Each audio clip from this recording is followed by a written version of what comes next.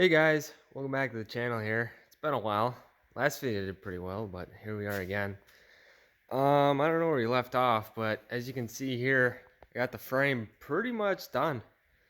It's all painted with the POR 15 products, but I got the coil spring suspension kit mounted along with the engine mount 24 valve Cummins bracket installed.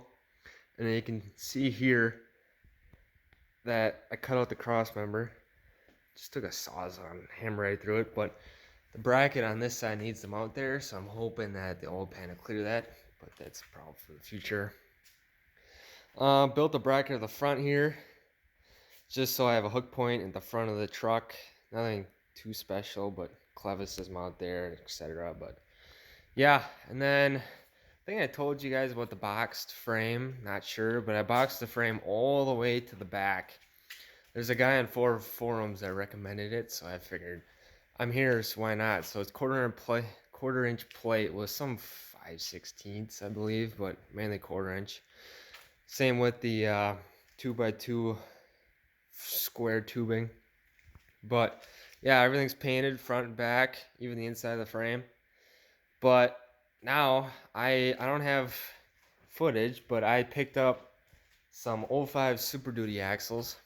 They had 140,000 miles on them.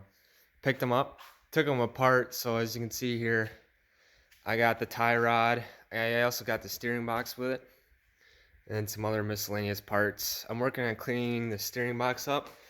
I just have some of the surface rust off, but I gotta take more rust off of that. Same with this. And then I'm in the process of replacing some of these joints. These things are expensive, especially if you purchase the OEM, so I'm figuring that stuff out. And then with this kit here, you have to custom make the drag link.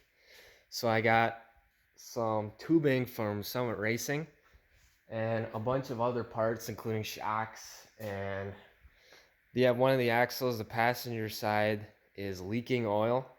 So I'm gonna have to replace one of those seals.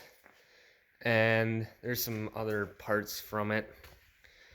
There is the track bar. I believe I can reuse that with this mount here. We're gonna have to double check that. Not 100% sure, but I got the sway bar all cleaned up and painted. That I have to make mounts for because the height difference here, it's gonna be interesting how that works, but that's for the future as well. I cleaned up the calipers, and of course I had to paint them red, because why not?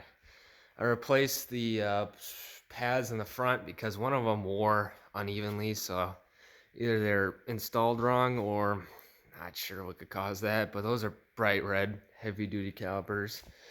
So once the axles, I just sent them over to get sandblasted, so once the axles come back, I'll be able to paint those and we'll be able to bolt them up and see how they look. And then I'll have to build, I can show you guys in a sec, but I'll have to build that that link between the steering box and the passenger tire because of different ride heights and etc. But I am in the process of looking for an engine as well. There's a school bus for sale.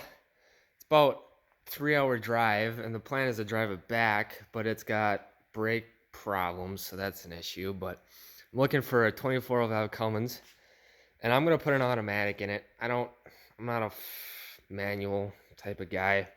I'm gonna put an Allison in it because the Dodge transmissions for automatic are crap. So I'll put an automatic in it. That means I'm gonna have to cut the cab a little bit under there. But that one is already cut because it was a manual, so I'll just have to cut it some more.